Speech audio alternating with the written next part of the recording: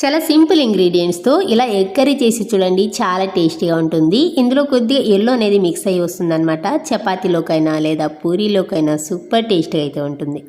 Hi friends, welcome back to our channel. ఇంకా ఈ process ఏంటో చూద్దాం.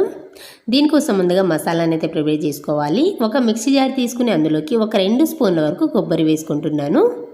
ఎండు కొబ్బరి ముక్కలు వేసుకోండి. ఆ తర్వాత ఇందులోకి ఒక 10 వెల్లుల్లి రిబ్బలు. ఇవి వచ్చేసి నాటు వెల్లుల్లి ఎక్కడైనా దొరికితే మాత్రం తీసుకోండి, చాలా టేస్టీగా వస్తుంది. ఆ తర్వాత అల్లం ముక్కలు చాలా కొద్దిగా వేసుకోండి. వెల్లుల్లిలో సగం వేసుకోవాలి అంతే. వేసుకుని ఈ విధంగా పౌడర్ లాగా గ్రైండ్ చేసుకోవాలి. ఇలా గ్రైండ్ చేసేసుకున్న తర్వాత ఇప్పుడు ఇందులోకి టమాటా వేసుకుంటున్నాను. పెద్దదైతే 1 వేసుకోండి, చిన్నవైతే 2 వేసుకోండి. వేసేసుకున్న తర్వాత ఈ విధంగా కోర్స్గా గ్రైండ్ చేసేసుకుని పక్కన పెట్టేసుకోండి. ఆ తర్వాత ఇప్పుడు స్టవ్ మీద ప్యాన్ పెట్టుకుని అందులోకి ఆయిల్ వేసుకోవాలి. 1.5 స్పూన్ వరకు ఆయిల్ వేసుకుంటున్నాను. ఈ మధ్యలో ఆయిల్ అయితే చాలా వరకు తగ్గిస్తున్నాను. చాలా తక్కువ ఆయిల్ వేసుకున్నా కూడా చాలా టేస్టీగా అయితే ప్రిపేర్ చేసుకోవచ్చు. ఆయిల్ కాస్త హీట్ అయ్యాక తరిగిన ఉల్లిపాయలు ఒక 2, కొద్దిగా కరివేపాకు వేసుకుని వేయించుకోవాలి.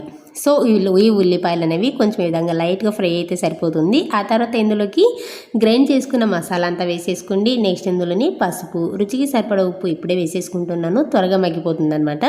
వేసేసుకుని ఇదంతా కలిసే విధంగా బాగా మిక్స్ చేసేసుకోవాలి. సో ఈ విధంగా మిక్స్ చేసేసుకున్న తర్వాత ఇప్పుడు దీనికి మూత పెట్టేసి ఇది కొంచెం పచ్చివాసన పోయేంత వరకు మగ్గించుకోవాలి. ఇలా పచ్చివాసన పోయిన తర్వాత నెక్స్ట్ ఇందులోకి 1 స్పూన్ వరకు కారం వేసుకుంటున్నాను.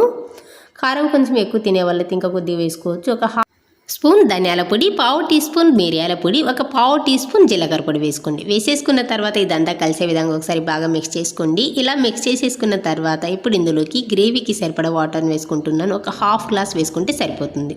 ఈ గ్రేవీ కన్సిస్టెన్సీ అనేది కొంచెం గట్టిగా ఉండాలి, అంటే ముక్కకి అతికినట్టుగా రావాలన్నమాట. వేసేసుకుని ఇది కొంచెం ఈ విధంగా ఒక 2 నిమిషాల పాటు మరిగించుకోవాలి. ఒక 2 మినిట్స్ ఇలా మరుగుతున్నప్పుడు ఇందులోకి కట్ చేసుకున్న బాయిల్డ్ ఎగ్స్ని ఒక 6 వరకు వేసుకుంటున్నాను. ఈ విధంగా క్యూబ్స్ లాగా కట్ చేసుకుని వేసుకోండి. ముక్కకి చక్కగా పడుతుంది మసాలా అనేది. వేసేసుకుని అంతా కూడా ఒకసారి కలుపుకోవాలి.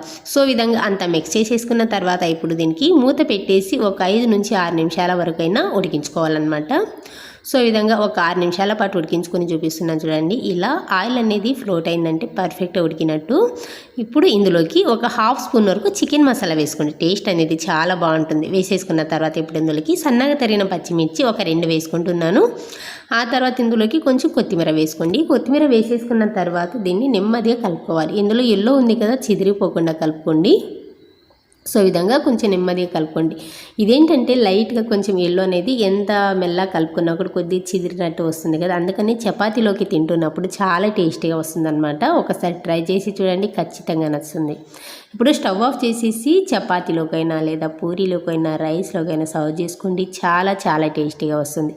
ఈ రెసిపీ నచ్చితే మాత్రం ప్లీజ్ ఒక లైక్ చేయండి, షేర్ చేయండి. అలాగే మరిన్ని వీడియోస్ కోసం వెయిట్ చేయండి. Thank you for watching.